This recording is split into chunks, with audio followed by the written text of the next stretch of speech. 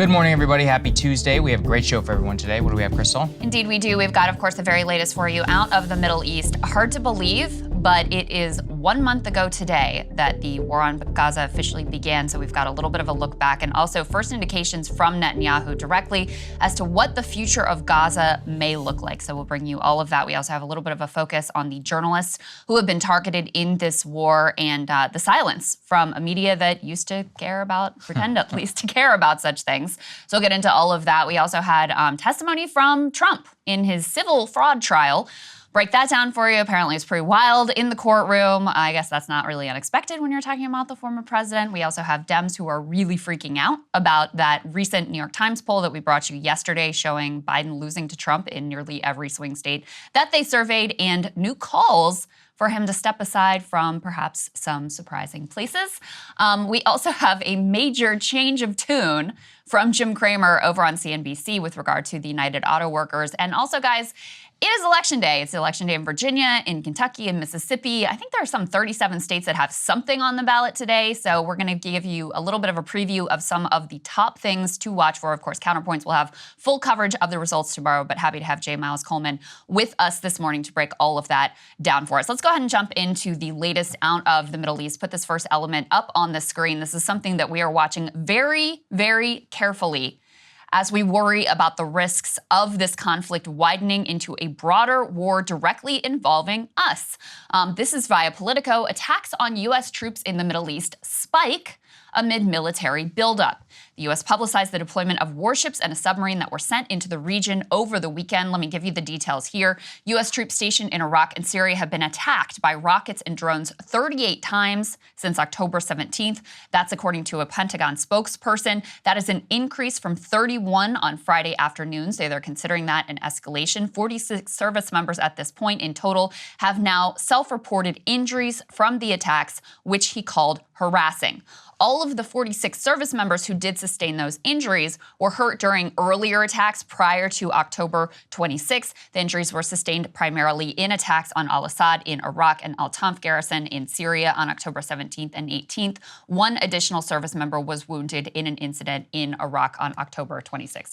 Yeah, but the headline news to me was that the Sunday was actually the most violent day. 5 rocket and one-way drone attacks near al-Assad air base in Iraq, 2 locations in Syria. That was from the DOD. What's even worse, Krystal, is that all of this is being leaked behind the scenes. The official number was hid from the American people of 21 U.S. service members. It now appears to be at least 46 U.S. service members who have sustained injuries, were hurt during these attacks. Some of them experienced traumatic brain injuries, and many of them are now in Germany actually seeking further treatment. So look, this was not, just like something that happened far away or, even away from the service members. They happened to be completely safe. Like, obviously, they were either caught off guard or they were attacked and they suffered some sort of injury. And the extent to these injuries are being totally hid from us. The Sunday attacks are very significant because they came at the exact same time and Secretary Blinken was actually present on Iraqi soil. So when you consider that and the amount of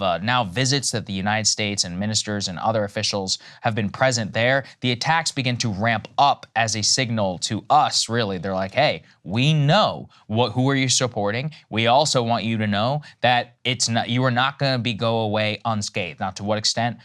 Obviously, it's unclear. Yesterday, we brought everybody the news about all those significant military assets, the Ohio-class submarine that is present now. We have 17,000 now U.S. service members who have been redirected to the Middle East since the beginning of October 7th. I mean, if you think about that, in a single month to mobilize 17,000 U.S. service members, multiple Marine Expeditionary Force, 2 carrier strike groups, and all the attendant firepower on top of the existing military assets. It's only 1 month ago that the terrorist attack unfolded on Israel, and here we are sitting that much later. It just goes to show you how all the pieces are now in place for a broader escalation if needed. Yeah, I mean, to put it in layman's terms, given the amount of military assets that we have rushed to the region, I mean, it certainly looks like we are preparing for World War III, or at least to be ready in case that is what breaks out. And let's also be really clear in layman terms. The longer that bombs stamped Made in America are being dropped on Gaza, the more risk to our service members and the more risk of this widening into a broader war. So when we're covering, these escalations and attacks on service members, the rushing of military assets into the region, this increase in tension, these are the concerns that we have about how this could ignite into a broader and incredibly serious conflict for us directly, as if it's not already serious enough. At the same time, another indication of how concerned Washington is about exactly this possibility, put this up on the screen. The CIA director is visiting Israel and the Middle East amid Israel-Hamas war. This is per the New York Times. William J. Burns, the CIA director, arrived in Israel on Sunday for discussions with leaders and intelligence officials, the first stop in a multi-country trip in the region. They go on to say that he has extensive experience in the region, visited as key intelligence leaders in Israel, have been heavily criticized for failing to detect the attack and the threat from Hamas more broadly. They also point out that he has actually very close personal relationship with King Abdullah of Jordan. He was the ambassador to Jordan when King Hussein died, and Abdullah ascended to the throne. And this comes, Saagar, of course, as we covered. We had Blinken going back to Israel again and going back to meet with his counterparts in both Jordan and Egypt, and basically being rebuked at every turn. And, not surprising when they have told Israel, we give you the green light, no red lines, we're with you 100%. And then behind the scenes, hey, pretty please, could you bomb a little bit nicer? Could you have a little bit of a humanitarian pause so we can at least save some face for ourselves or save some space and buy some time for you? They said no. Then goes on and meets with his counterparts in Egypt and in Jordan. And they also said, listen, the real call here is for a ceasefire. This humanitarian pause thing that you're asking for is total nonsense. So again, rebuked at every turn. And now we're sending another high-level official into the region to see if they can have any more, quote unquote, success from their perspective. Well, the CIA director, Burns, actually has a lot of experience in the Middle East. Apparently, he actually was the ambassador to Jordan whenever King Hussein died and the current king ascended to the throne. So he's got a very close relationship with King Abdullah, and he's going to try and broker at least some sort, or reignite, talks. And the rebuke, really, that the president was given whenever his summit was canceled with all the Middle Eastern leaders. Also, the CIA has long connections, I guess you could say that, with the Egyptians and with a lot of the other people who are in the Middle East, especially the despotic regimes.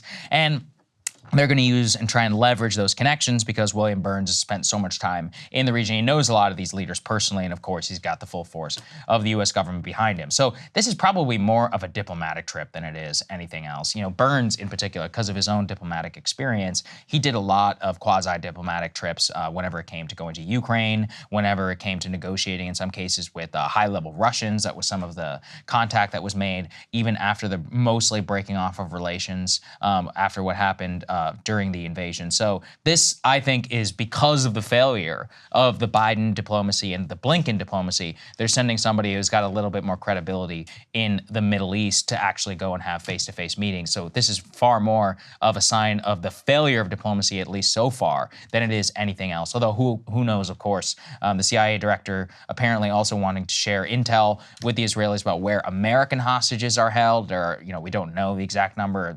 What is it, less than a dozen? I think that's the official that are currently being held. So some American ISR. I saw a video of the pathways of U.S. drones and air assets that are surrounding Gaza doing lots of loops. So there's a significant amount of U.S. air presence over the Gaza Strip that is not necessarily being reported about, but we will get to that in a little bit. Yeah, and of course, those hostages, their lives are also at risk in this Israeli bombing campaign, which is something that the hostage families in Israel have been very concerned about and really been pressuring the Netanyahu government over, which is a great transition into what we know about what's happening on the ground in Gaza, which is limited. And we'll get into the challenges of quote-unquote journalism in this situation when you have journalists both targeted and killed, and you also have very few journalists allowed in, and those who are allowed in have to preview for the IDF every single piece of reporting that they're going to take to air. So really challenging to know exactly what's going on the ground here, but this is what we can tell you. Put this up on the screen. It looks like Israeli troops tightening their positions around Gaza City. This is from the Wall Street Journal. They say Israel deepens push into Gaza City. Israel is claiming much of Hamas's military defenses, its command, and many fighters are concentrated in Gaza City. Of course, it's always important to keep in mind here, because this often gets left out of the conversation. Most of Hamas leadership is not in Gaza. Much of it is in Qatar or in Lebanon and other places. So they are not there present on the ground, which I think speaks to what Israel's real goal here is, which their military offensive has never made sense in terms of just eradicating Hamas, which we've had from a number of military analysts saying exactly that. In any case, if Israeli forces, they say, push into Gaza City, they will likely face Hamas militants that have barricaded themselves inside bombed-out buildings and built a network of tunnels and underground command bunkers. Many civilians, it's important to recall, remain in that city and its surrounding neighborhoods, unable or afraid to leave the north because of the continued fighting, despite repeated Israeli calls for non-combatants to move south. And of course, Israel has continued to bomb the south as well. So it's not like people who have moved to the south have been entirely safe from these bombing campaigns as well. And of course, the entire territory is under an extended siege at this point. And Saagar, from what we can tell, it seems at this point they haven't done a lot more. They haven't really gotten out of the tanks at this point. And so as far as we know, there have been few Israeli casualties, not zero, but relatively few. But again, this is all, we're basically like flying blind here with what can be pieced together in terms of the operation that's been executed thus far. We're going to get into in a bit how even the private companies that have these satellite images that they normally sell to news outlets, et cetera, and to the public, have blocked a lot of the images coming out. That makes it even more difficult. And Israel has been periodically imposing these complete telecoms and internet blackouts on Gaza, so no one can get out information about what is actually going on there. Yeah, that's the difficulty. So Gaza City, they're saying, was the nexus of the planning of the attack on October 7th. They've pointed to the Al-Shifa hospital and others as one of the headquarters with a tunnel network underneath the hospital, where they claim that that Hamas has much of its, at least, command and control infrastructure. So as you said, I mean, really what we've witnessed so far is, even though we're a month now, basically, well, really only like 2 weeks or so into the actual military response, they've cut off Gaza City from a couple of angles. They've made sure that they've had it in the south. Civilians are fleeing. At least I saw some videos coming out this morning of that. And then in the north, they've also isolated any sort of exit that Hamas would try and have. So then they're trying to squeeze around the city and encircle it. Now, encircling it is one matter. As you said, that's why the casualties they've been taking have been limited, although, of course, they have, say, a couple hundred so far. However, what they say is they want to destroy the tunnel network. Now, that is going to be incredibly difficult because there is basically no way to ensure that you're doing that, keep the hostages alive, without having to go in and send people and actually have fighting, you know, in these hundreds and hundreds of miles of tunnels. Now, it's possible that they may not choose to do that. They may isolate it, try and take out as many civilians as possible, and then level the entire thing with bunker-busting bombs. We've seen some that have been dropped. That actually might be the most plausible way if you want to take the minimal amount of casualties. But the problem is of the emotional issue of so many of these 200-something hostages that are likely being held in that region as well. So this is a true like devil's bargain for the Israeli military planners, and something that they're really going to have to decide, you know, which way they want to go. The other side of that problem is, you know, you can drop bunker-busting bombs, but you are going to destroy the entire city. Like, it's going to be gone, and not even rubble. It's just going to be like dust that is left there. And you've even got your own troops now in there. And it raises a question then of, you're really going to ignite, you know, fears and outrage in the Arab world about, like, you've not even, it's like, how can you return to absolutely nothing and a literal erasure when we talk about the parking lot? You know, I mean, it's effectively what they would be turning into. So there's, regardless, this appears to be some sort of turning point. We're going to see how they decide to take care of, quote unquote, Gaza City. Are they going to go in, have bloody hand-to-hand combat, or are they just going to encircle it, try and get as many people out as possible, and then flatten the entire thing? Both are, you know, truly both will be devastating, really, for everybody involved. Yeah, that's right. And of course, as we're watching this all unfold, you know, we brought you yesterday the comments coming out of the Israeli government. One minister saying, hey, maybe one option is nuking Gaza. That's one possibility. He said, he also said that all the Palestinians should be dispersed. They can go to the desert or they can go to Ireland. Additional comments like that. You had another member of Netanyahu's Likud party saying what we want is Nakba. we want a second Nakba, more devastating than the first. I'm paraphrasing, but those were essentially the words that were offered there. You have, of course, multiple now reports, one from a think tank, one from an official Israeli government ministry, laying out, hey, what we really want to do is we want to push all of the Palestinians out of Gaza. So when you see these extremists who were saying what Saagar was alluding to there, you know, what we should really do is just turn Gaza into a parking lot.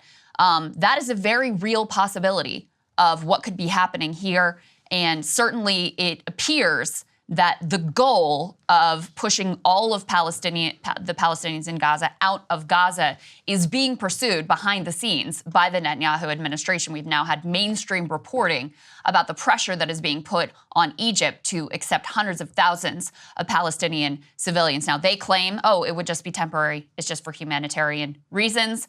But given the communications that have been potentially intentionally leaked out of the Israeli government, I think there is deep reason for skepticism about that, especially when you consider that significant parts of the Netanyahu coalition have always had this as their stated objective. Hey guys, if you like that video, go to breakingpoints.com, become a premium subscriber, and help us build the best independent media organization on the planet. That's right. We're subscriber funded. We're building something new. We want to replace these failing mainstream media organizations. So again, to subscribe, it's breakingpoints.com.